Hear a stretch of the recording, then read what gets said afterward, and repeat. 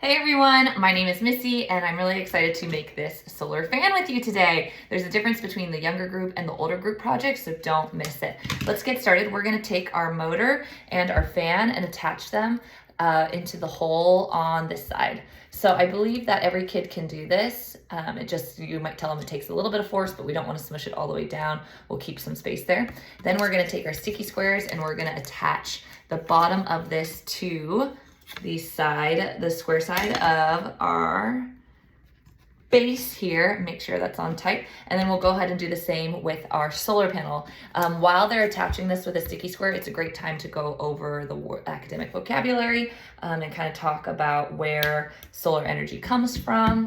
The sun, yeah. All right, so now we've got something that looks like this, and this is the difference. Younger group is going to take some copper wire, and they are going to complete the circuit by attaching this black to black. Okay, so you're gonna do strips of copper from the black to the black. You can put them down on let's just do it. So I need them to be long enough to connect our circuit completely. This is fun.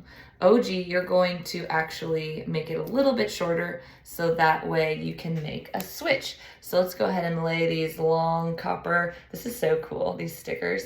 They are actually what is the word? I forget. But they can allow electrical currents to go through them.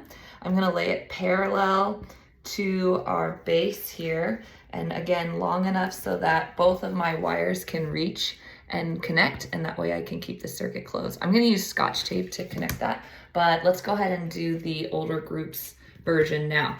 So the older group is going to have a shorter piece, second piece, so that way they can build their switch, which means that they are going to have a gap in between their circuit from being closed. So let's make that happen. Remember, black to black has to go together, and we're gonna make red and red go together. Now my switch is only gonna be, if I take this brass fastener and open it, it's only gonna be this long. So I'm gonna plan that I can have about that much length on it. Perfect, and I can just easily tear that copper sticker off. It's pretty sweet. I'm obsessed with that stuff.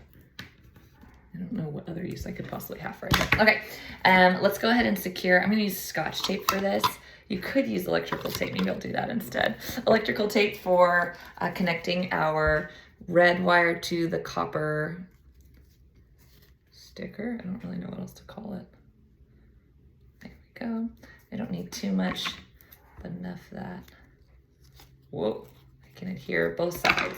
So again, this red is going up to this red wire, and then that means that this black one's gonna have to cross over. Attach to that black one. I need one more piece of tape, maybe two. Ugh. There we go. And I'm gonna take that black to the, right here.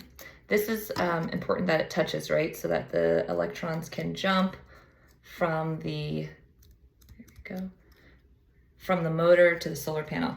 Now when I put this in the sun, if I'm attached, like the younger group is like kind of more like this, then once it gets in the sun, that fan should start working. Now for the older group, let's build our switch. We're gonna take our brass fastener, and I like to wrap this side around. You don't necessarily need to if you're pressed on time, but I like to wrap this around on one side of my brass fastener just to really secure that. And then I'm gonna tape it down just on one side with my electrical tape. Let's see if you can see that there. So I just kind of wrapped it, and then I'm gonna tape it down to secure it. There you go. And now I've got this switch that can control when the solar energy can go through. All right, we've got some good sunshine here. If I uncover my younger group, you can see the fan kind of spinning here. And this one is going to require the switch to be down for it to work.